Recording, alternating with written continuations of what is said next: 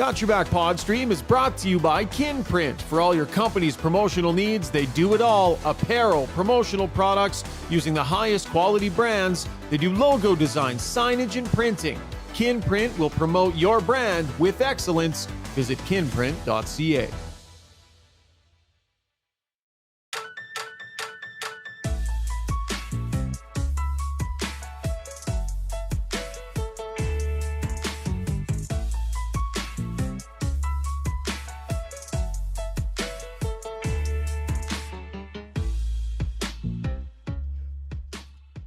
What a night for Calvin Pickard. What a night for the Edmonton Oilers. 15 straight wins. What the heck's going on? This is getting ridiculous, isn't it? We got dogs barking. That sounds like a Gager dog. Joaquin Gage, straight off pit row, is joining us. Jason Strudwick as well. We're going to get to them in just a moment to break this thing down. Got Your Back, as always, brought to you by our great friends, fabulous title sponsor, Sherwood Buick GMC. They're thrilled to announce they're the #1 volume GMC dealership in the entire country for a 6th consecutive year. That's unreal when you think about it, across this whole country. They want to thank you for your business, for your loyalty, for helping them get there. Visit Phil and the crew in Sherwood Park, or you can check them out online, www.gmcpod.com. Some information on the podcast there and some great deals you will find as well. Just off Baseline Road on the way into Sherwood Park. Coming to you from the Long Shot Studio here in Sherwood Park. All game days or all day happy hour specials. $5 Long Shots lagers at Long Shots. Great simulated golf experience, great pub food, great spot to watch a game. As we say good evening to the gentleman, Strudy from somewhere in Calgary, and Gager right out of pit row, Struds. Yeah, I'll apologize. I didn't know we were doing a PJ party tonight. Is that what we're? Is that a jumper, Gager? What are you wearing? It's a onesie. You know exactly what this is, Struds. This is a front runner's jacket. You wouldn't know that because you've never been in the lead. The Oilers are up wagon right now. They are the Max Verstappen of the National Hockey League. It's amazing. I'm just playing a little bit of tribute to 15 wins. That's all. Who is this? Is that, what is that? Is that a jockey jacket? Like a horse rider?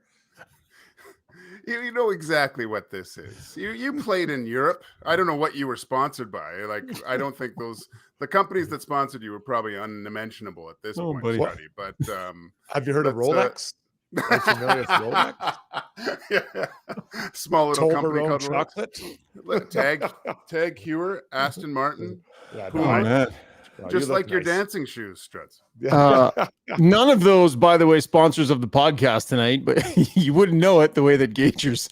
Now, DLR is Gager, so if you want to, hop on the pod, I'll get you some swag from some of our sponsors at some point. But Struds, I wasn't sure, Struddy. Like, there's one of 3 spots you were going to go. It was either going to be what he was wearing, those headphones, or that Death Star looking microphone. I wasn't sure which way you were going to go first. There's a lot of pieces to do. But listen, I can't trip about my headphones. But did anyone notice? I figured out the headphones. I've been in this hotel room for the last 3 hours watching Oilers games. So I got the headphones out and I figured it out. In between that and knitting, I had quite a busy hockey game. So you've been wearing them in the wrong ears, haven't you? Let's not get into I told that. you. The details Gager, don't have you matter. seen him? Okay, I won't be able to hear. He was wearing them like this. He was wearing them on the wrong ear and sticking out like sideways like this. I get him these really nice, expensive in-ear headphones, and he can't take the time to figure them out. I just remember the ones that you were wearing that it made you look like Shrek. Strutty. Really, you look like Frankenstein with those things in. But I'm glad you look good. You look streamlined. You know where I got those from? I got those on a flight for free. Oh my god! Oh, that's good. Cutting costs. My philosophy on the podcast is I spend my money on excellent talent for the podcast and excellent equipment. And then Struds comes on with airline headphones And like his camera's all bent out. He's like this the first few shows. And I'm just like, oh my God, this is not the way I want it to be. Oh yeah, This it is drives you not. crazy. I know it drives you crazy, but no, I honestly, it took me about a period. I got these bad boys in. Good. They actually feel pretty good. Now I get why you're so excited about them. Yeah, no, I know they look normal now. They look like you don't have Yeah. two ridiculous things sticking out of your headphones. Gager, we're really happy to have you on the podcast. And you know what? Like you and Struds, I mean, let's just admit it. You guys, I think deep down you're pals, but it hasn't been the best year for your friendship, the two of you, based on the podcast here. There have been a lot of salvos that have gone back and forth, mostly Struds at you when you weren't here to defend yourself, Gager. Gager, when you had your opportunity, I'll remind people it was basically an entire evening of getting your shots back at Struds. So I'm just really happy that I could bring these two amazing brains together so we could just let this clash happen on the podcast together. Because as you know, Struds, you can only chirp for so long. Eventually, you got to drop the mitts. Oh, that's for sure. No, we're two titans of the south side of Edmonton. And we're happy to team up tonight and talk about this 15th win in a row, something that I don't think either of us did. No, not a chance at the beginning of the year. I thought this team would be fighting for one of those wild card spots. Yeah. Yet here they are. Yeah, here they are. This is crazy. Gager, if you wanna press on a nice little soft spot for Struddy, ask him how he thought they were going to make out in the month of January. We made 16 game predictions, so you can put that one in your little clip there and fire that out on whatever you want tonight. Let's get to the breakdown, guys. Brought to you by Mr. Dirk, the iconic men's clothing store in Edmonton, founded in 1939. Got to check out their beautiful showroom just off White Avenue and 102nd Street. It's filled with fantastic clothes, whether you're looking for suits and shirts and pants and dress shoes, kind of the upper class part of your wardrobe, or for some casual stuff as well. They have everything you need. High quality clothing, fantastic service. Sterling, Dan, and the amazing crew, they take great care of you. Highly recommend you go check them out. MrDirk.com is the website. You can check out all that they have in store. Gager, it's goalie night, so we got to start with you. Finally, Pickard gets the start. I'm not sure how you felt about deployment, and maybe we'll get into that in a minute here, but just put some perspective on what it's like for a guy to sit around as long as he's had to sit around, come in the middle of a heater, not want to blow it for your group, and just be as darn solid as he was. Look, I have firsthand knowledge of sitting around doing nothing and having to come in after a few weeks. It is difficult, very difficult. Like they alluded to it on the broadcast tonight, where you're the first goalie out there. You're taking Strudy's half clappers from the hash marks. You know, she's trying to go shelf to get a little bit of extra ice time. Like it's a lot of work. You're there before practice, end of practice. You are completely gassed, and it's a sign of a tight team too. When no one wants, and I know you could probably allude to this. It's happened to you, Stray. You run into maybe one of the goalies. He doesn't want to stay out late, and you want to work on some stuff. It drives the team crazy when you don't get commitment from everybody. And by all accounts, Calvin Pickard has done that. Right? We talk at length, and when they say he's such a good teammate, I think this is one of just one of the portions of why he's a good teammate is he puts in the extra work, helping guys get better, and he's rewarded for it. I mean, that's amazing to come in, and he was great tonight. Not only did he was there for his team. I think he was the main reason the Oilers kind of won. This could have gone sideways really quick without some really good saves. The penalty shot, amazing. This. And I said this before, I think this is the first time in years where you could say the Oilers have really a solid number one and consistent, reliable backup goaltending. Yeah, that's really well said. I think he played really well, and he's very, you can tell he's excited, and the guys are excited for him to be in there. They want him to do well. Everyone's doing well right now. They want him to do well alongside the rest of them. So he goes in there, made some key saves, and looked solid. And that penalty shot to me was not the game, but the game would have been totally different if Chicago scores there. Who was it? End whistle, 1-1 going into the third. Not that the Oilers are uncomfortable with that, but it gives Chicago a little bit of life. You think about what happened last night. They get spanked in Seattle last night. They got to drive the airport, fly across the time zone to Edmonton, half-hour drive to the hotel. I'm guessing they get into the hotel between 3 and 4. And then they obviously didn't skate this morning. They sleep in, and they brought a lot of energy tonight. They're a hardworking team. They're a reflection of their coach. Give them credit. They showed up. But those guys, they cannot score, and Pickard didn't give them a chance to kind of find a way into the game. Love the fact that the guy pitched a shutout and stopped a penalty shot in the process. Yeah. I think that's fantastic. Just a real nice little bow on top of that present. Let's get to the Weiss Johnson soundbox here. And we're going to just let Calvin Pickard's scrum run a little bit. This is courtesy our friends over at Oilers Plus. Couple questions here for Pickard, starting with that penalty shot. Yeah, I always remind myself to be patient and get out and have a good gap. So when he took that shot, I was in a good spot. So it was a good time to make a save right at the end of the second period there. I don't know what you thought when you came up originally and joined the Oilers, if it was going to be a long stint or a short one, but you've been here a long time now. What's it been like in your personal life? You're a full-time NHL guy again. I'm not sure if that was in the plans this year. I mean, it's always what you're striving to do, for sure. When I got called up, it's a good opportunity for me. And, it started off with not much action there for a while. But, I've been happy with where my game's at the last couple of months. And I just want to keep doing my thing.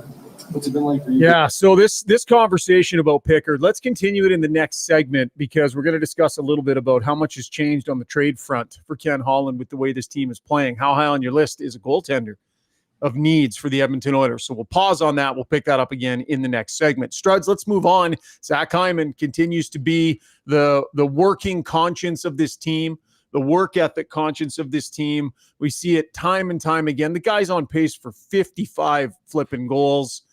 It's just unreal and on display again here tonight.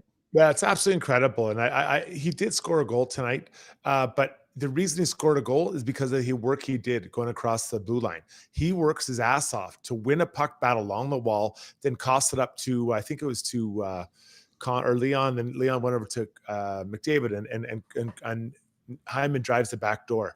So what he's doing is there's no doubt he's got some skill. He's not the most skilled player, but his skill is his effort and how hard he works and wins puck battles. And you love playing with someone who wins puck battles. It is a dream because there's a better 50% chance of that guy winning a puck battle for his teammate or for you if you're on the ice with him. So he played a similar like that a few weeks ago, same thing. And he didn't score the goal, but it all starts because of him and him winning those puck battles. And that's why those guys love playing with him. And those guys being everyone on that team. Yeah, it's a symbiotic relationship, I think, between him and McDavid this year. They both make each other better. I think it's not just the greatness of Connor McDavid; it's the work ethic, it's the tenacity of Hyman that allows McDavid to be great as well. Like, I don't know, is looking at how McDavid's playing right now. I've never seen him play this physical. I think this is kind of one of those things, playing with a guy like Hyman, you get more involved physically. You initiate way more. You never saw this the way McDavid leads. Like he leads by example. And I think just having the Hyman factor and seeing how hard he works, it's bleeding through the whole lineup. Yeah, for sure. You're not going to be around for Ask Us Anything, Gager. So as the odd question comes into you on the stream, we're going to get to it here. We'll go back to our Weiss Johnson stream. Heating and air conditioning done the right way. Check out their scratch and dent sale, up to 20% off units with minor imperfections. And all in-stock air conditioners, 25% off. Sale ends February 15th. Visit www.weiss-johnson.com for details. Jingle.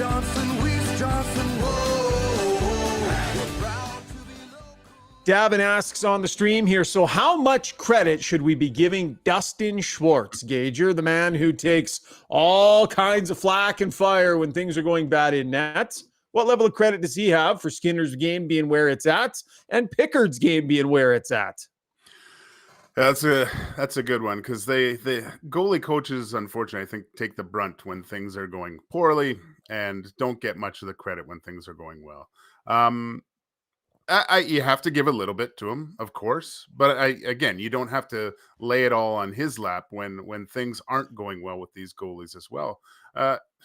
look, to be prepared after, what was it? I believe it was 10 days since Pickard played. That's a lot on the player, but it's also the goalie coach getting involved with the little intricacies of practice, keeping the game sharp.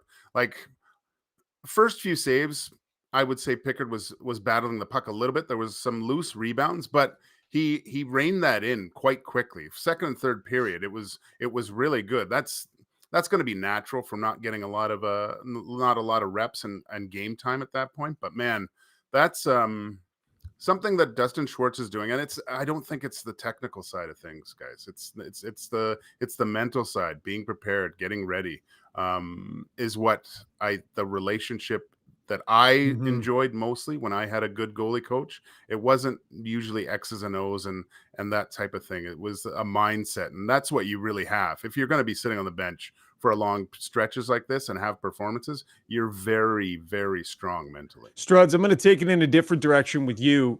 In the middle of a heater, a coach that hates changing his lines changed his lines, right? This is not to script for Chris Knobloch. While his line changes worked and his team ended up winning a game, I loved that instinct of his. I thought that was a coach sensing we're winning games we probably shouldn't, and this is about to end, and I don't want to overhandle it, but it's time. I love that instinct from him. I thought it was really smart. Well, before I answer that, I just want to commend Gager, because there's no one more prepared to talk about loose rebounds across Canada than Joaquin Gage. Like, he is the authority on those loose rebounds. I know, I played against him. As far as your question, Shogger, as far as your question, a D-man killer is what we call it. As far as your question, you don't remember it, do you? You've forgotten it now. Being so funny, you forgot the question. It was a good one. It was a good one. Okay, no, but I think what you're talking about, Shogger, I think it's slightly different, because those changes to the lines were made mid-game last game. Right. And they were positive. So it's different, I think, than if you were to come to the practice this morning skate, and say, okay, guys, these are new lines. We're using this. They've been changed mid. And so I think the guys had some flow with it and had success with it. And then they carried it on to this game. So I think Struds, they've made other line changes in game.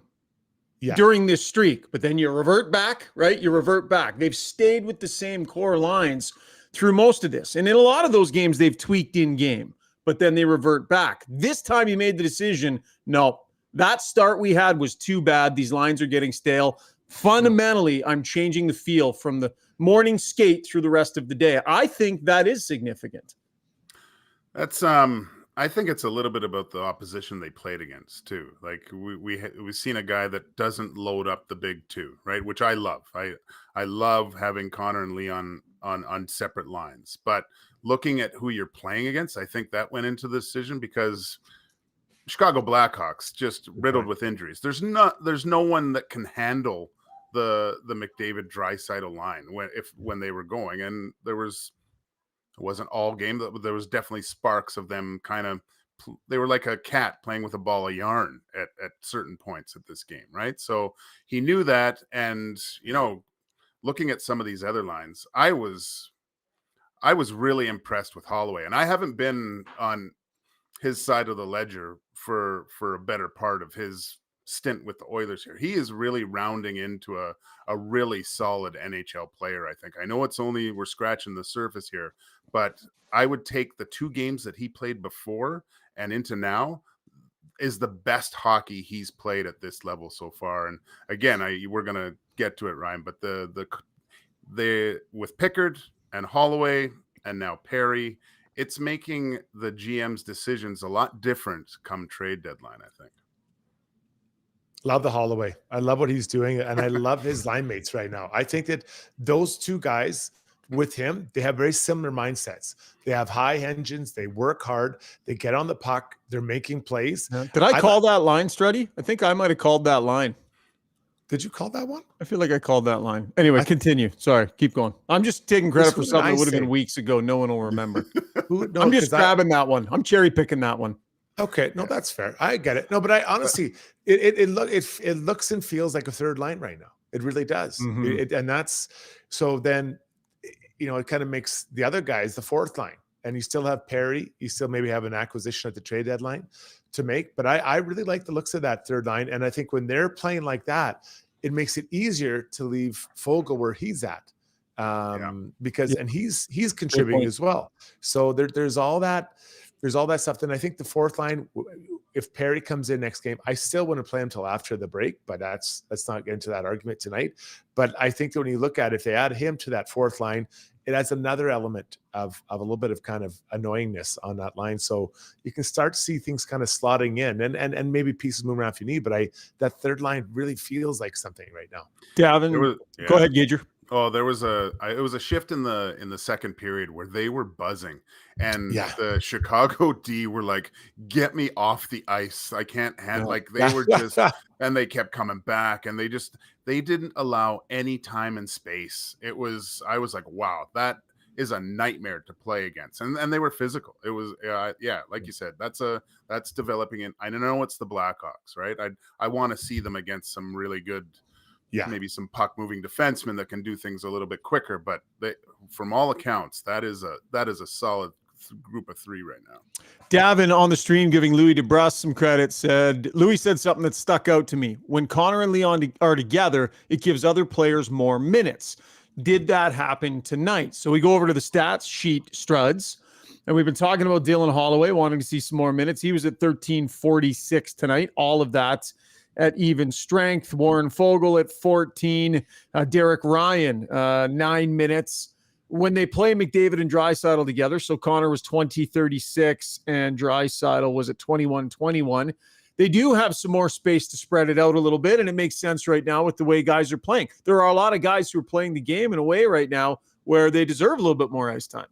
They're all playing the same way, and they're being responsible for the most part. I thought Chris Knobloch was really good in the way he evaluated his team. The puck management, I find at times the Oilers are becoming a little bit too casual, coming out of their zone, and they're not making strong plays coming out of their zone, and that's where things stall, and then it gives the other team a chance to gain momentum because now they're coming back in there.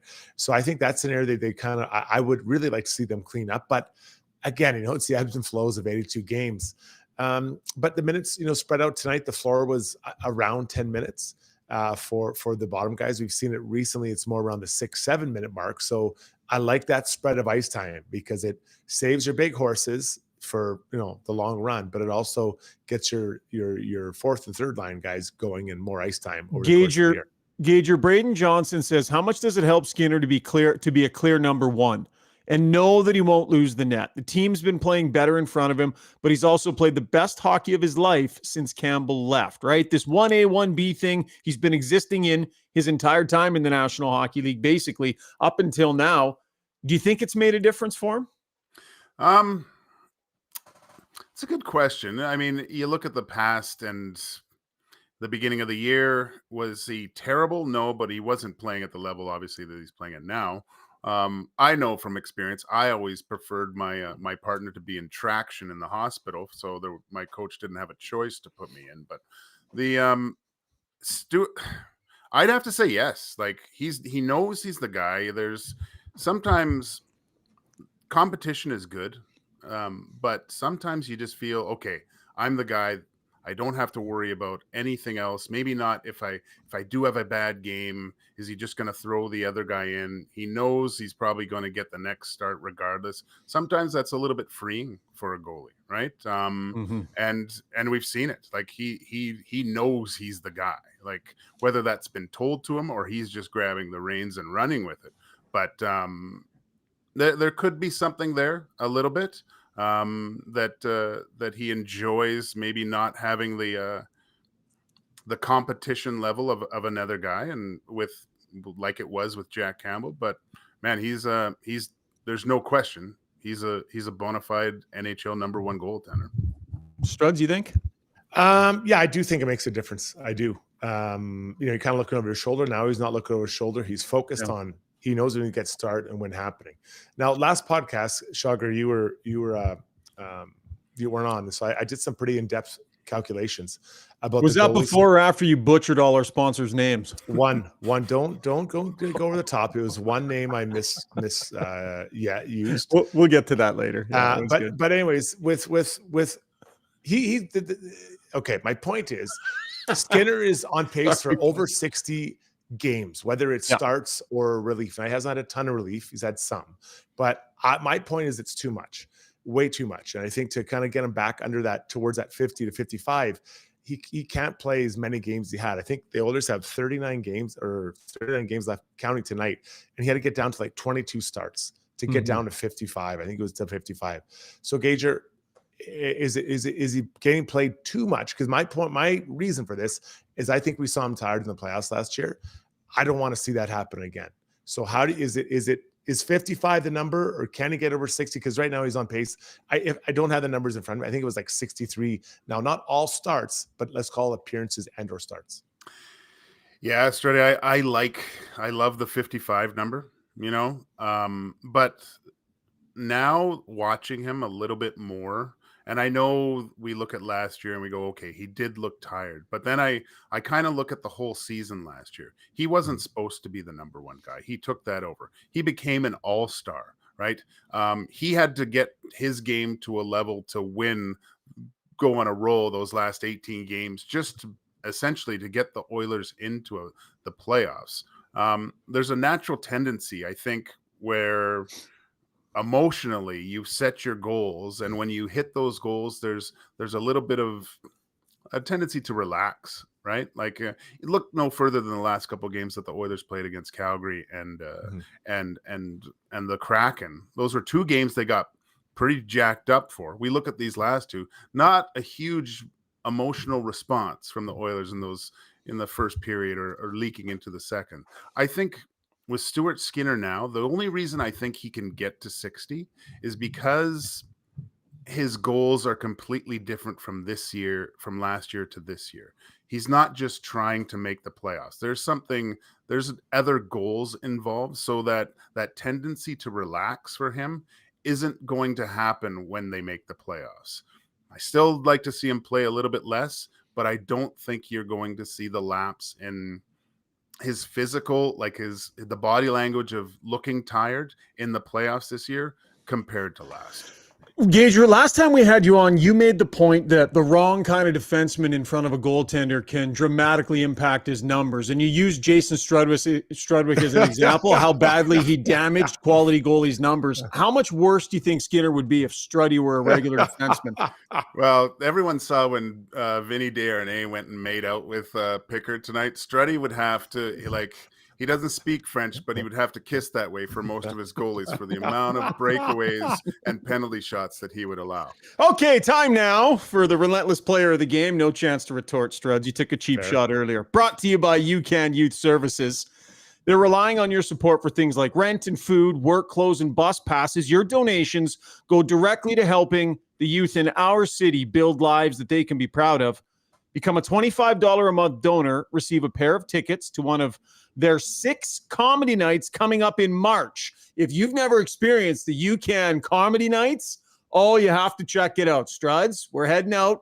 We're heading out in late March. Going to go to one of the comedy nights. It's fantastic. Go to ucan.ca to set up your monthly donation, and then keep an eye on our socials and their socials, because we'll have more on the comedy nights coming up. Got your back, a proud monthly donor, and we're going to have a blast having some laughs, some comedy nights with UCAN Youth Services. Struds, you get to pick the Relentless player of the night. I'm going to go with Calvin Pickard. I really think that he was, in a tough spot to try to keep this going. And as you said earlier, you don't want to be the guy that was maybe the reason for it not working out. He delivered, got a shutout, played consistently all night. So I'm going to go with the big pick, Calvin Pickard. You agree there, Gage, or would you go in a different direction with the Relentless player? It's the theme for this. I can't. I'm a goalie. You got to stick with the union here. I'd lose my card if I said no. I mean the penalty shot, seeing the reaction of the teammates afterwards, that's a huge turning point. And look, he's quieting the talk of going out and looking for someone else, right? He's providing stable goaltending. I think the Oilers are in a really good spot that way. All right. And by the way, Gager's appearance on the podcast tonight, well, brought to you by Puma, Red Bull, Tag Heuer, Aston Martin. It's actually brought to you by Kin Print. And we want to say a happy birthday to our pal Kevin over at Kin Print. They're working hard on the Got Your Back apparel. I saw the patches today for the hats. They got them printed. We're going to get our prototype. We're rolling, folks. Going to have them here, helping you push your business brand to the next level. Visit kinprint.ca. Gager, can you move the Death Star microphone over that way just a little bit? There you go. Cover up that H logo. If you hadn't noticed, we got Sherwood Buick GMC as our proud title sponsor, and you come bringing them onto the podcast. When we come back, we're going to talk a little big picture trade stuff, maybe talk a little bit about how dominant the Oilers have been defensively as well. And then Gager's going to hang around for Strudy World. Gager, you got time before you got to change the tires on all your cars in your garage tonight? Or we're just working on the underside of the car tonight. Okay. All right. Tons more coming up on the podcast. Stay with us. Say goodbye to unruly hair and hello to a smooth and silky back in minutes with Backscape. Shave your back solo with no mess with Backscape's water-resistant long handle and patented 6-blade design, leaving you with a no-mess shaving experience all in less than 5 minutes. Shop now for 40% off select kits just for you, our Got Your Back listeners, and make 2024 your year to elevate your grooming routine. Time to talk about your mortgage? It doesn't have to be a daunting conversation. With over 16 years in the industry, Maria Gallus with Maximum Mortgages knows how to make it easy. With access to dozens of different lenders, let Maria customize the perfect solution for you. Whether you're purchasing, refinancing, or renewing, or a first-time buyer, Maria's simplistic approach and expert advice will have you feeling confident you're in great hands, making informed decisions. Take the stress out of your mortgage journey. Contact Maria Gallus at mortgagesbymaria.ca. That's mortgagesbymaria.ca. Long Shots Golf is the destination for both golf enthusiasts and sports fans. Top-of-the-line TrackMan simulators provide a highly entertaining and accurate golf experience, while a full-service sports bar loaded with big screens and scratch kitchen make it a truly unique destination. They have locations in Sherwood Park and Edmonton. Experience the best indoor golf and sports bar in town. Visit longshots.ca. That's longshots with a Z.ca.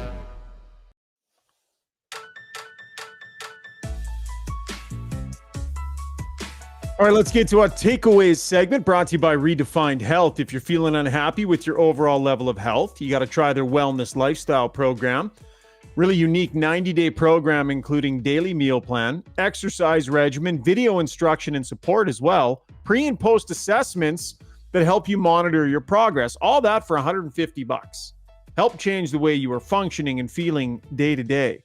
Go see Dr. Tyler Fix, redefinedhealth.com. My health has been redefined in the last day or so, boys. Oh my goodness. Strud's, nice job filling in for me. That flu bug, I don't know if any of you guys, if you guys have had a sniff of this thing going around this year. Oh, that was not a pretty 36 hours, I have to say. 7 pounds. That's all the details you need. Yeah. 7 pounds in 36 hours, gone. There's a rumor that you had allergic reaction to eating fruit for the first time in 2 years. Is that true? That's not true. It's not true. I do well. I have 2 days a month. I make sure I get my fruit intake. Okay, we'll get to the trade stuff in a minute. I think we got to pay a little bit of homage here to the Oilers' defensive game. It's unbelievable. They just keep rattling game after game after game where they keep it to 2 or less. Nothing against tonight. Like McDavid, I mean, his first multi-point game in 9 games. That's the longest stretch since his rookie season, I think I heard Jack say tonight.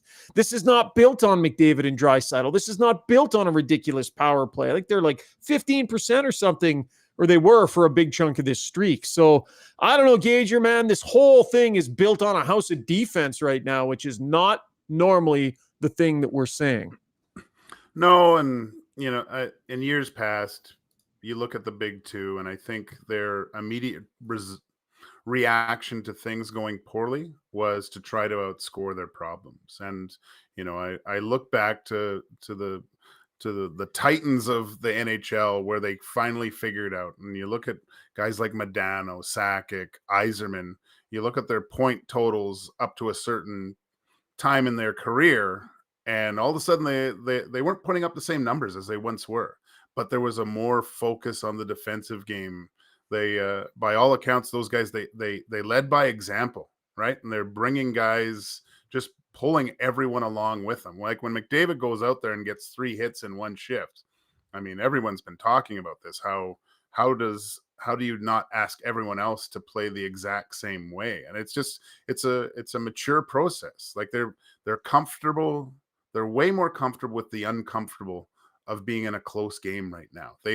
I was funny. I think I texted you, Struds. I said they were like a wagon, but I was at no point did I ever think that the Oilers were going to lose the last 2 games. They just looked, although it wasn't great, they just looked too confident within themselves, knowing that they were going to, at the end, just pull away. And that's just a mature, really good team. Yeah, shift after shift, they look the same. You could strip the numbers off of the jerseys and they look the same. They're in the same place. They're doing the right things on the breakout. Now, there are some players with more offensive capabilities. There's no doubt about it. But in their own zone and in the neutral zone and offensive zone, they're pretty much, doing similar things as far as the team system. And that's really valuable because when your game isn't there, when you're not there, it protects you. Those systems protect you. When you are feeling it, they just enhance what you're doing. And now everyone knows what I'm trying to do, what you're trying to do, and all just attacks and unloads. I think that they, like today, I think it could have been, 5-6-0. I think there was some chances that were missed, and Mrazek played pretty well. And sometimes Chris Knobloch's talked about this. Not every shot that should be a goal is going to go in the back. But when they do find that scoring touch, I think that if they continue playing with this template of team systems, it gives them the best opportunity moving forward, whether they're playing really like scoring easily or not scoring easily. This is the template that works, Schauger. Darnell Nurse on the team's defensive game as we go back to the Weiss Johnson soundbox. Over the course of this last month and change, we've had a lot of these situations where we get into tight games, and the only way you get comfortable with it is playing within those situations more and more, and we've done a good job of it lately. Ryan Nugent-Hopkins. It's exciting for us. I mean, that's how we want to play. We've been striving to play like this for a long time now, and it's about staying around in games. Obviously, the goalies have to step up and make the big saves when we need them to, and they've been doing a great job of that. I think defensively, we've just been solid. It's not trading chances here and there. Obviously, we have some guys that can open games up, but we don't need to do that every night. It's just staying within ourselves and trusting the process. And I think it's paying off right now. How far has their defensive game come, Strud, since, say, that Chicago play-in series where they lost? Oh. And if you recall, after that series, I talked on SportsCenter about how McDavid and Draisaitl needed to find a different level of their game defensively. And full disclosure, man, Oiler Nation went nuts, like tried to run us out of town. Speck had similar narratives after that series, that there was a different type of game these players had to discover. You look at the kind of game that they're putting out there now, the kind of game they've been willing to put out there in previous playoffs. Like, how much distance is there between then and what they're doing right now in terms of a 200-foot game when they need to? I don't think this is a big enough word. It's unrecognizable. It is truly unrecognizable. And, I think it was Gage that made the point that they were trying to always, their default position was to go out and we're going to outscore this problem. It doesn't work. It catches up with you because other teams, what they do is they play a system. They know that they're going to be patient, and then you make a mistake, boom, counter punch. We don't get it over the blue line. You make a bad play, a bad pinch, a bad turnover. They score and it's deflating. So you get on the bench like, okay, we got to get that one back and the one from before. And now you take more risk into your game and you get scored on again. Where did we see that? We saw that last year against Vegas, and it cost the Oilers. What was that? I think game 5, game 6, somewhere in there. So now you look at, especially the last few games for the Oilers, their team games actually getting tighter and tighter from period 1, 2, and 3. Now, I think you have better starts, but in period 3, they're hardly giving up anything. And then that's when the pressure is the highest, and they're willing to withstand that. So, Schauger, it's unrecognizable, the transformation this group's had. And last year, I'll admit, I got caught up in the greatness of the season some of these guys were having, like Connor McDavid going ballistic and matching numbers we haven't seen in decades. I'm like, geez, maybe they can outscore their problems. I was excited to see if he was going to bump the norm, but we saw it. As soon as you get into the playoffs, everything locks down even more. The less time and space, the physicality ramps up. And I really think, guys, that the Oilers power play became a crutch for them, and it hurt them more than it helped them last year, when it was so automatic for the last few months, operating at 32% or whatever ridiculous number it was. If you were to go back and watch those Vegas Golden Knights games and watch what happens when the Knights kill a penalty, it was like they scored a goal. Like they all jumped up and were all jacked, and you saw a deflated group of 5 guys, because they didn't have, the other guys weren't seeing the ice at that point, go to the bench like upset because they didn't score. It was a complete, like, you always try to grab a little bit of juice from killing a penalty, right? But not like that, because it was essentially, you're telling the team that their penalty kill has won against the greatest power play of all time. 1.53 goals against per game during this 15-game winning streak. 1.53. They've given up 23 goals. They've scored 57. Their power play is up to 24%, give or take. How about a penalty kill at 93%? I mean, the goaltending they're getting, the penalty killing they're getting, and those can go hand in hand a little bit. This level of being able to defend, and Struds, I love the way you put it before, saying they all look the same when they come over the boards. Reminded me of the St. Louis Blues when they won the Cup. I remember watching their team play, thinking that about that team. They just were all over the boards and just go, go, go, go, go. Just go, go, go, go, go. And there's a certain amount of that the Oilers are adopting in their lineup. And it's by adding, I think they're a pretty good skating team. We'll transition this into trade talk a little bit here, guys. And how a 15-game winning streak maybe adjusts what you thought the team's needs might have been. Struds, do you think that Ken Holland, despite this 15-game winning streak, will still make at least one significant enough addition that his first-round pick ends up being in play? Or do you think it's more nibbling around the edges? We have to take a look at what they need. I think the goaltending situation has been really calmed down, and I don't think they actually trade for a goalie. I think that Campbell is the insurance policy. The way he's played lately, I think he becomes the insurance policy. Who are you going to get that's better, right? That is significant enough to make that trade. So I think they might stand pat, and that's what they're going to do. So then you look at the D. I think you got to add another depth defenseman. You have Broberg, but you got to have 8, and I don't think right now they have 8. With all due respect to the guys that are playing in the AHL, I've been there before, but just got to be truthful. And then you go up front. Fogels is fine in that position, but I think that the spot they want to add is somewhere in that those middle 2 lines. I think they want to find someone that can go in there. So if you're asking me if they have to trade their first rounder, I'd rather they didn't. I'd rather look like a second rounder, maybe a second rounder for a forward and a 5th rounder for a D-man, something like that. So because they're going to need some young players still coming in. I know people don't want to hear that, but you also have to be careful of the chemistry. You look at Toronto Maple Leafs last year, made all those trades, and we were all like, oh my God, this is a stacked team. And, for as much as it cost them, I'm not sure how much further they got ahead. 1 round, I guess. Was it worth it? They might not think the same. Rob Brown always says that only one team gets it right at the trade deadline. Right? It's great. Yeah. But if you look at if I put like a trade pyramid together of what I think the Oilers should look at, on the bottom is goaltending. I think you have all your guys. Obviously, you'd like to see Pickard play a little bit more, but you have Campbell playing well over these last 9 games, has a save percentage north of 9-1. Whatever. Rodriguez playing well. Now that they have Perry, I think in the middle part of this pyramid, you're looking maybe to solidify that a bottom 6 with that. But I think what the Oilers need most is a veteran, reliable D-man, because we all know through the playoffs, D-men get banged up. There's going to be injuries. Guys are going to miss probably some time.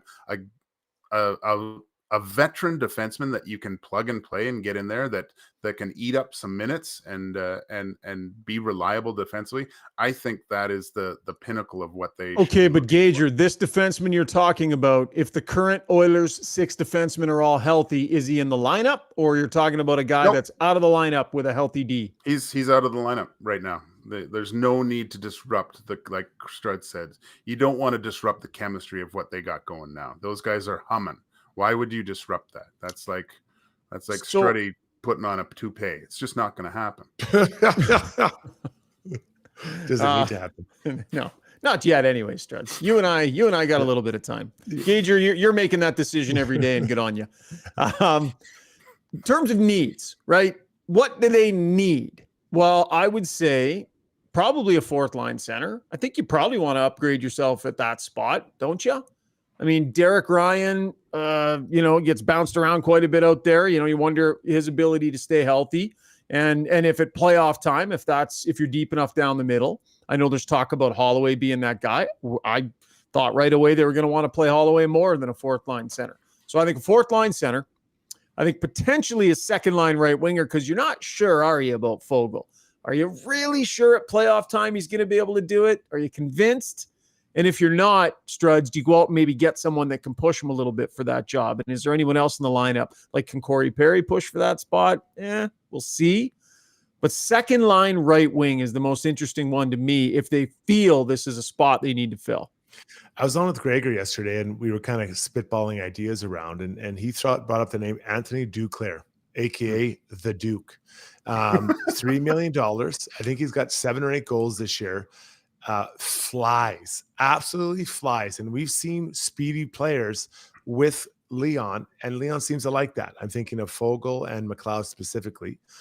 And he has put up some pretty big numbers in the past. This year in San Jose, I think it'd be pretty difficult for anyone to really shine. So are you picking, kind of the, guy who's kind of maybe down on his luck? At $3 million, he's $1.5 million. And I know you got to figure out this money, but I don't know. Play the right side. He's a left shot, right? Yeah, he's a left shot. I don't know. I don't know if he is, but he can fly. He can absolutely fly. And I don't think having speed at the playoffs is ever a bad thing. Gage, are you comfortable with Fogle or Perry or Holloway in that 2 spot, or do you think a little insulation there is needed? I think I have to see how Perry pans out. You got to see what you have and go from there. The Duclair is fascinating to me. The what he was able to accomplish last year in the playoffs with his speed and his tenacious nature, that would be unbelievable. I just don't know if that works within the cap structure. Someone's going to the cost. They need someone to go on LTIR. Essentially. Well, yeah, the old trick, but honestly, I was saying someone needs to Nancy Kerrigan somebody here. But the cost is $3 million, so if they keep half, 1.5, maybe you can trade him again to someone else, right? What is that? $750 at that time of the year? What is that worth?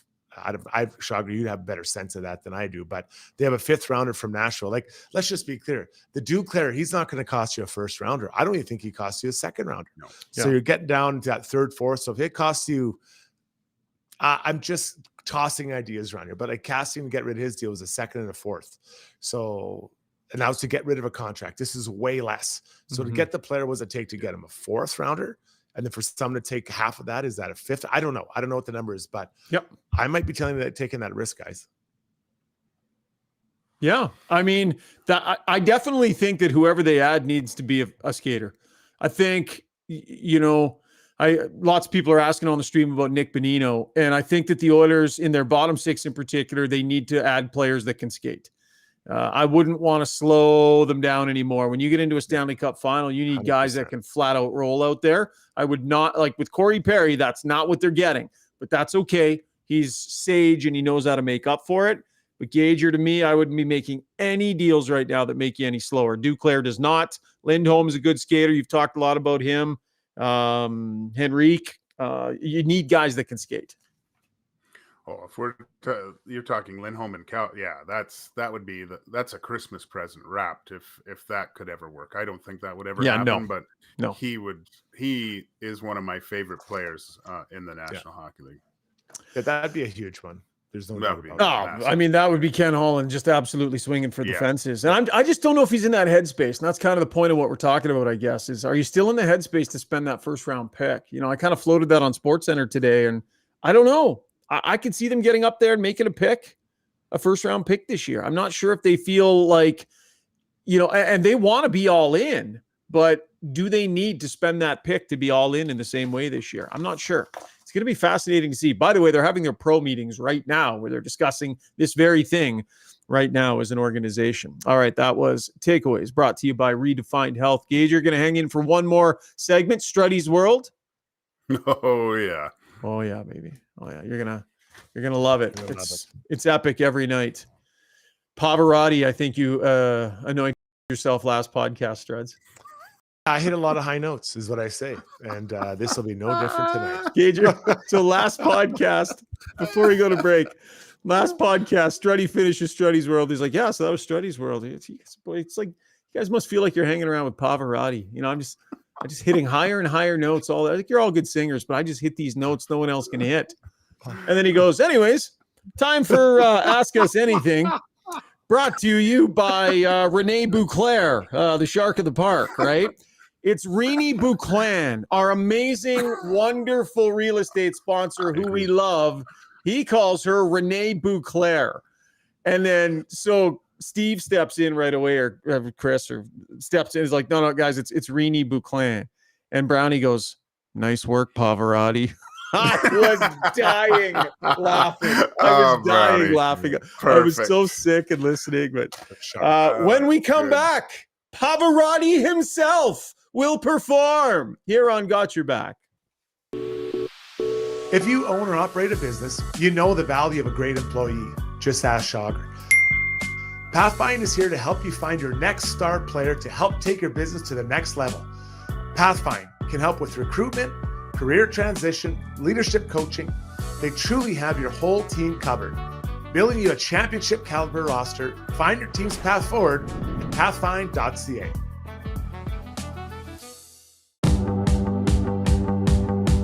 Winter is upon us, so why not make the best of it?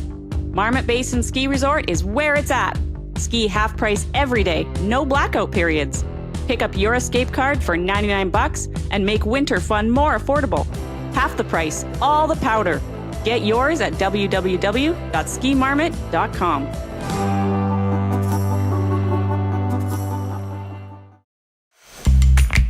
When you make a mistake, heads should roll. It's not right. And I'm here. Someone has to put their foot down. Now that I say it out loud, it does sound a little crazy. Gotta look good.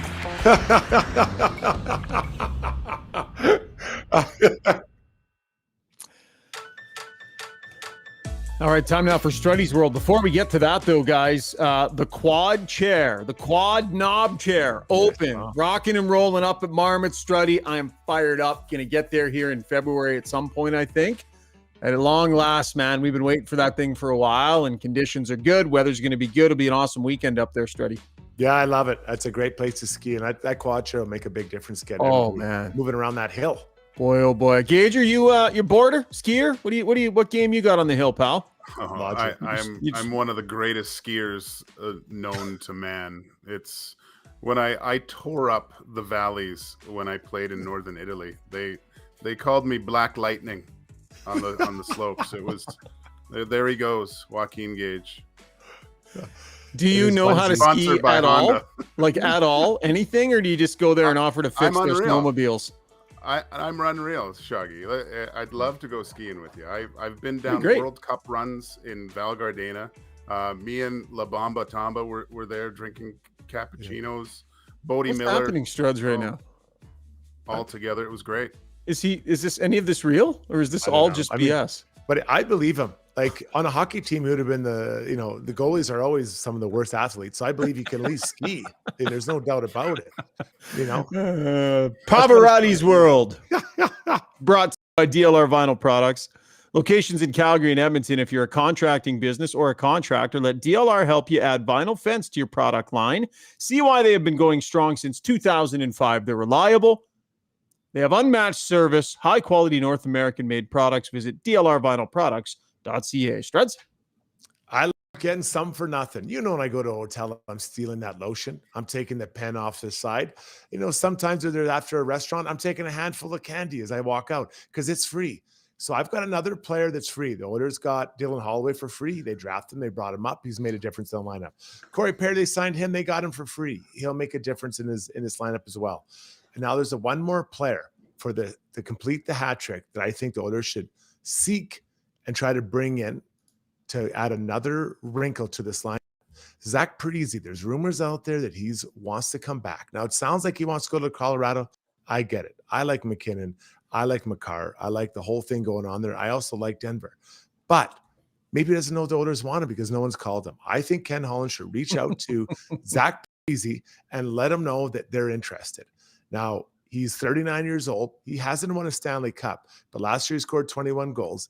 He's a hard player to play against. I looked it up. He played from 12 to 15 minutes a night last year. Hasn't played the first part of this year. But I think you add another guy like Zach Parise and make a very clear role for him. We need you to be, play with some tempo. We need you to bring energy. We need you to play within the team system. And most importantly, be a calming presence on this group and helpful to that bottom six. Zach Parise, I say, people, along with Corey Perry, getting some for nothing, like stealing pens out of hotels. Gage here. Well, I can see why Strudy likes Parise because they're both cheap. I'm on the good authority. I have NHL confirmation that Zach Parise he'll squeeze a nickel till the beaver shits, just like Strudy. So yeah, I mean I don't mind it. I don't mind it at all. It's good. I a little bit. He's lost a step though. Watching him in, I don't know. I like the Duclair more. I understand he's a free pen, Strudy, but I don't think. We were just talking about you need someone with speed, and I just don't think Parise's got it like he did back in the day.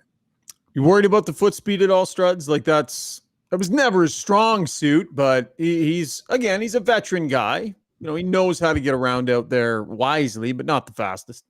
No, he's not the Duke, right? And he doesn't have the nickname like the Duke either. Like, let's be honest. Trading for nicknames, that's the guy we're looking at. But again, you got to consider the cost. Now, the pro scouts have to go back and filter through his games last year and see where he's at. But 21 goals is pretty good. But it's that veteran savvy. And I think we've seen this happen with some teams bring these guys in. So I'd be interested in him. I was interested in him before last year. I'd be interested in him now still. Mike Russo. Someone's got to go if that happens. Well, yeah, that's the thing, right? They're pretty stacked over on the left side. I mean, they got nothing but left wingers on this team. Mike Russo was the one doing some reporting on this through a podcast and some of his writings that Colorado is the likely destination for Zach Parise, who originally last season said if he was coming back, it was going to be with the Islanders. But obviously things change. Good player, lots of experience. He competes. Known as, I think, pretty good competitor and someone that can add some experience to you. My concern would be the foot speed. That would be the big thing for me. How much more is he going to give you? I mean, 21 goals last season, and that's good. But is he going to give you anything in your top 9 on the left side, Struds? Like, is he your third line left winger then? But I'm not looking for him to be my top 9. I'm looking for him to be my fourth line. And so you have maybe Parise and Perry together, guys that they've been there, they're smart, they understand life. Are you getting rid of Janmark then? Or Janmark's one of your best penalty killers? Yeah, he's good. He's a good penalty killer. Yeah, maybe he at times he'd transfer to center. So those are the 3 guys. I'm looking for guys that are under. Like, I go back to when they had that grumpy old man line in Dallas, Mike Keane, Carbonneau, and Brian Scrudlin. That's a few years ago. And those guys are much older now than they were then. But just that savvy of understanding how to play and being hard to play against, all those types of things that we haven't seen enough at times from the bottom 6. So that's the feel and look I'm going for, specifically on the fourth line. All right, good stuff. We'll see where and if Zach Parise lands back in the National Hockey League. Gager, you chipped in tonight on short notice, buddy, and it's much appreciated. We often have the talent here on the podcast grade one another, so we'll go ahead and do that real quick before we let you go. What would your grade be for Struds tonight? If you're grading me, use a singer. If you're grading me, a Pavarotti being a 10, and obviously, I'm not sure who'd be a 0, but between there and there, where do you rank me as a singer, using a singer analogy? Gosh, that's tough. There's so many. Maybe an old Billy Idol. I think I'm looking at you, Struddy. I'll take it. Kind of worn out, still kind of cool though. What? But all right. Still up for a good time. And you brought it tonight, Struddy. Because I had a great time. Still up Struds? for a good time. And how about Gage or Struddy? I would say you were as effective as the people who sang for Milli Vanilli. Whoever that was in the background. Those are Grammy winning artists, Struddy. That's Grammy winning artists. No shirts. Blame it on the rain. Oh no, he's singing. We're getting out of here.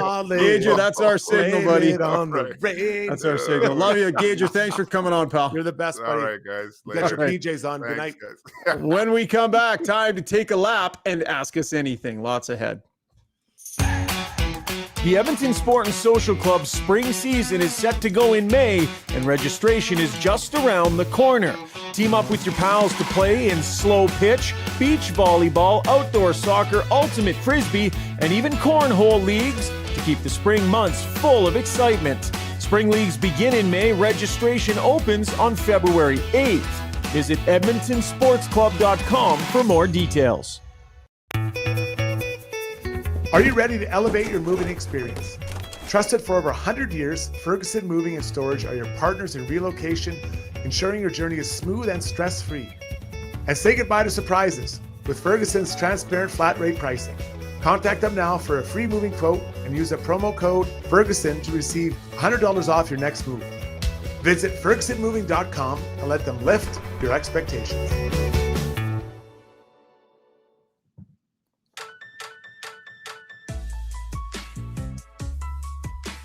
All right, time to take a lap, brought to you by Backscape, the product that is taking the online world by storm right now. Get rid of unwanted back hair by yourself with Backscape. Water-resistant, rechargeable shaver coupled with the long handle lets you take care of business on your own, right? You don't have to ask the wife or the girlfriend to help you out. You know they will if you ask them, but they'd probably rather not. So look at this thing. Do it yourself. Take care of business. Their biggest sale of the year right now, 30 to 50% off. That's backscape.com, bakscape.com. You can choose from a variety of packages they have ready to deliver to your door. Backscape. Struddy, you want to deliver the tagline? Stay smooth, gentlemen. And you're like, you got a deeper voice than me. Stay smooth, gentlemen? Yeah, but say it, like a late night radio. Well, I'm not. I don't know if I have that Venus flytrap voice. Do I? Stay smooth, gentlemen. That was good. See, you got the better pipes than I have. Right, deep. You're going to be the Backscape tagline guy from now on. I'll take Stay smooth, gentlemen. Let's take a lap, Struds. Started in LA. The Kings had a great start to the year, and things are becoming unraveled here. Tommy Cullen recently talked about his team, and then last night, the Kings get up right away, 1-0. Kopitar scores within his first shift. They get up 3-1 in Buffalo. Then they end up losing that game 5-3. Post-game, Drew Doughty was not happy, and he said, and I quote, "We have a lot of people in here that are worried about points." You want the clip, Struddy? We got the clip. Okay, play it. Oh, buddy, play it. Sure. I got you covered. Zuby's got you covered. Go, Zuby. I think we got guys in this room who are too worried about themselves and worried about their points and worried about stuff like that. We get a 3-1 lead tonight, and guys start thinking it's a cookie night, and we stop playing the way we know how to play, have an awful second period, and then aren't much better in the third. It's about the team. It's not about yourself, and a lot of guys on this team need to realize that. Ouch. That is not good. That guy's been there a long time. He's a Stanley Cup winner. He and Kopitar have been there for, I think 3 decades. And that is really, really hard to hear out of there. If you're a teammate of his, you better be checking, because I don't get the sense that Drew's a fun guy to be around when things are not going on. That team is right now in a free. They're literally the opposite of what the Oilers are. They're in a free fall, Schauger. It's different than the Oilers, because the Oilers never got off the ground this year. They never got off the ground, and they just could not get their wheels off the runway. It's different when you come out and show the world you're a hell of a good hockey team. And that's how you start, and you find that level, and everyone's going, oh, that's a wagon. That team is good. Oh, look at Byfield, and this is their year, right? And then all of a sudden you turn into the team you want no part of being. It's got to be so different psychologically to deal with what they're dealing with compared to the Oilers, who were brutal to start, got it fixed, and are now rocking and rolling. It's different. It's a mess. It really is a mess. And, Pierre-Luc Dubois, when you're winning, you can it doesn't get noticed as much, but he hasn't delivered what they expected from him. And Todd McLellan was kind of rough on him a couple of days ago. So that team is in a tough spot. I bet you they're looking forward to the All-Star break. For sure. How about McClellan's clip post game too? He said the stupidity that went into this loss is beyond explainable, which is pretty unreal. Yeah, pretty crazy. Where to next, Struds? Is, by the way, the Kings in that wild card spot, 52 points. Yeah, it's not the end of the world for them, but considering where they were 6 weeks ago, this is not good. Next up, Jarmo Kekalainen. How is he still the GM of the Columbus Blue Jackets? I go back to when, and this goes back to when they had those free agents like Bobrovsky and those type of guys, and they kept them. And not only kept them, they added other pieces to win one round. And I said at the time, and I still believe it today, they should have unloaded everything and got as many young players as they could have and draft picks and built from there. Instead, it's been a disaster since then with mismanaged trades, with getting Laine for Pierre-Luc Dubois, just these other just bad decisions trading for guys. Well, now, according to the insiders on like Darren Dreger and such, the team is listening to quote unquote, whatever that means, to maybe interest in Laine and Provorov, the two players he traded for, that now maybe he wants to trade out. How the hell is the same guy who traded for them and it's not working the same guy who's going to now trade him away? Schauger, I think Columbus is a complete disaster. Now, they did win in Calgary tonight. I was watching that game at the same time, but it is a complete disaster there in Columbus. And I don't know how they think the answer is where the management they have currently.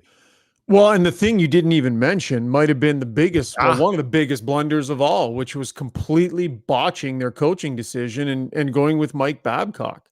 I mean, to start the year, a year where they wanted to bounce back, a year where they wanted things to be different, and they completely botched that. So it has been issue after issue stacked upon issue for too long here. I can't imagine it's going to go on much longer.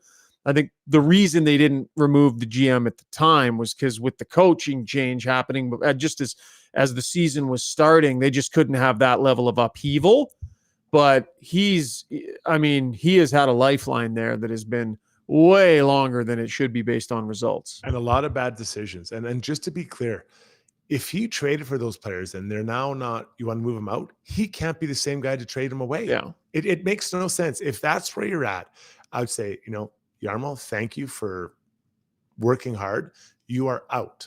And then we'll figure out something, because maybe those are trades in the offseason, more likely than not. But I don't want that guy making the same moves. Guys, I've been clear on this since the second they tried to, they loaded up on those guys instead of trading away. It was a mistake, and they've been suffering since. And those fans, they deserve better than that, because they do have some talented young players. 100%. That was Take a Lap, brought to you by our good pals over at Backscape. I want to thank everybody for joining us on the live stream tonight as we bring in Zuby and get to our Ask Us Anything. Real healthy number. Love having you on board. Do us a favor. Hit the like button if you get a chance. I guess that helps us with our YouTube algorithm. Do us another favor. If you're enjoying yourself on the stream, if you've joined us live, tell somebody else. See if you can drag somebody along. And we just want to keep pushing these numbers, pushing these subscriptions on YouTube. It's been fantastic. We've had a lot of growth here in the last month or so, and hearing a lot of positive feedback from people as I walk into Oiler games and I'm around town. Struds, unbelievable number of compliments that Rob Brown is getting for his work here on the pod, Struds. Do they ever mention me or Zuby? It's. I mean, I would say the bulk of it is Brown related. I would say so far this year. Who's saying that? Reed Wilkins. Brownie getting, of course, not for his singing though, as we experienced that. That's not what the praise is for. I thought you were going to go there, Struddy, when you were setting the Pavarotti scale. I thought Brownie might be the 0. Yeah, Rob Brown. Minus. No, Brownie can sing. Are you kidding? No, actually, he was good. He sing. carried the tune. He did well. You guys were both singing at the same time, Struds. I hate to break it to you. You're not in the same ballpark as him. The guy carries the tune. Oh God. Okay. Let's get to the questions now. Are we going to have a singing? We're going to have a singing contest. That's happening Sunday night. Time for Ask Us Anything. By the way, apologizing to Rini Bouclan of Maxwell Devonshire Realty, one of our other wonderful sponsors of Ask Us Anything. It's not Renee, which we had a good chuckle at the other night, Struddy. But tonight it's brought to you by Match Eatery and Public House. Happy hour is better at Match Pub Ice District. Score 20% off Appies, half-price wine and other drink specials every day, 2 to 4 p.m., located adjacent to Rogers Arena in Grand Villa Casino. For more information, check out matchpub.com. Struds, why don't you take a bunch from Zuby here? Okay. A couple tired. quick comments first on Pickard, and then I'll throw a question in there too. Gabriella says, I don't think we need another goalie. Pickard deserves to be here. Peyton Folk said, Pickard is the backup, and there's nothing in his game that has said otherwise. Morning Bacon said, though there was lots of talk on the stream tonight, Pickard or should Campbell come back up for another look since he hasn't played for this coach? Morning Bacon said, we will absolutely lose Pickard on waivers. The league is a goalie dumpster fire. Has he played himself into a position where he would get some consideration from teams looking for goalies? I would think so. Yeah, you might be right there. Now, I think there's two things can be right there. He might get picked up, but also if you're not picking up another goalie, Campbell needs some NHL games prior to the playoffs. So, how do you make that work? You might have to send down a forward to bring him up. That's an interesting. It is tough. Both are accurate, but I don't know how you can make both things happen.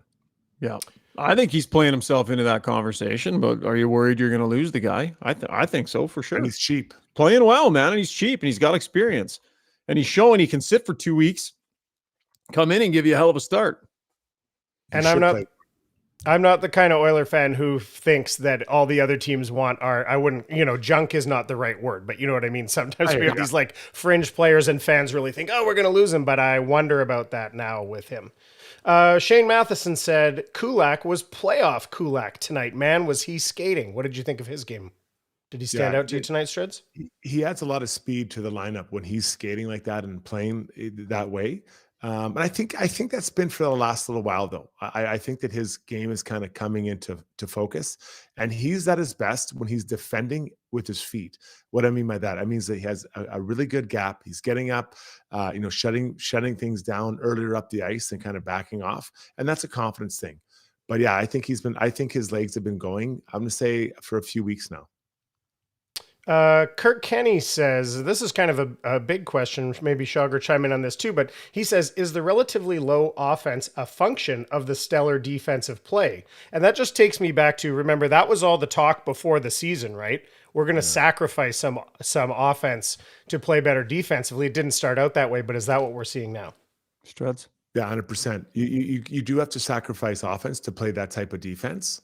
That's just a fact, because you have to cheat. You got to cheat a little bit to create more offense.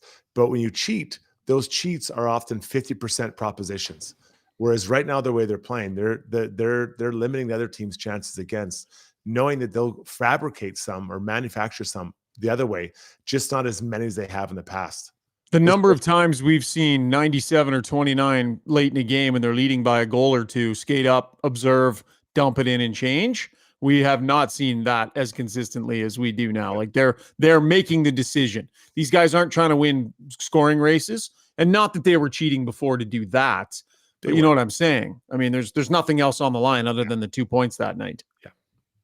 You guys touched on Holloway a little bit in the very first segment. Suzanne said, what are your thoughts on Holloway's play tonight? And Cagill also said, what kind of player do you think we have in Dylan Holloway? And has maybe the way what we've seen from him in these first couple games back made you think about that in a different way, about what kind of player we actually have longer term? Well, I've had a vision in my mind of what Dylan Holloway should be, and we're seeing it now. The challenge is for him to be, his floor has to be 10 minutes. That's the floor for Dylan Holloway. And north of that, that's what he has to play. And just to keep building him up and getting him going and make him feel good. He made some great plays today, set his teammates up. He has some great shots actually to try to score. So he's becoming more consistent in the player I thought he was going to be. Warren Foegele is having a heck of a good year here, Struds. How much higher a ceiling do you think Dylan Holloway has than what Warren Foegele is right now? Similar skating ability. Holloway can be physical too. I think we would expect maybe more of an offensive ceiling. But what do you think? Yeah, I think he does. I think he does have a higher ceiling than Foegele, and that's no disrespect to Foegele. He's a solid NHL player. I believe what will happen is that Fogel's going to leave in free agency, and Holloway will take his place. That's what I think is going to happen, because I think Fogel's going to play himself out of Edmonton with a contract. Mm-hmm. One of all the kind of rumor mill, lots of the same players coming up, but there's one player that's, and I forgive the person who mentioned this, I lost their name. One person brought up Tommy Novak from the Nashville Predators, who is a 26-year-old center, left-hand shot, 21 points in 37 games this year, and he's on an expiring deal to be a UFA at $800K. What do you know about him? What do you think of that? As I haven't heard his name out there as being available, but given Nashville's position and a pending UFA, maybe that's a guy.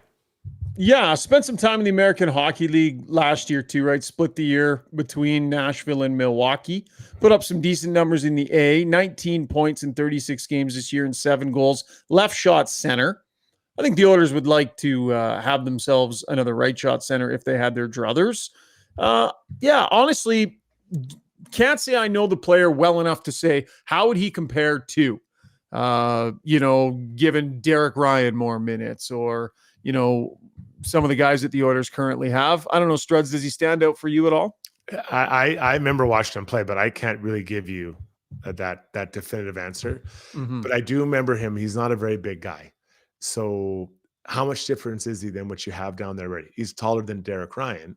Yeah. But I don't believe that he's under 200 pounds, I think. It's not a monster. Yeah. This isn't like, trading for a monster to slide in there. So, I guess size-wise, he'd be bigger than if we agree that Derek Ryan's a fourth line center, then it is bigger, but it's not like what's the upgrade there? Yeah. So went a little long because of Gager tonight. So Zuby, let's do 2 more and then gem of the night and we're out of here. Okay, perfect.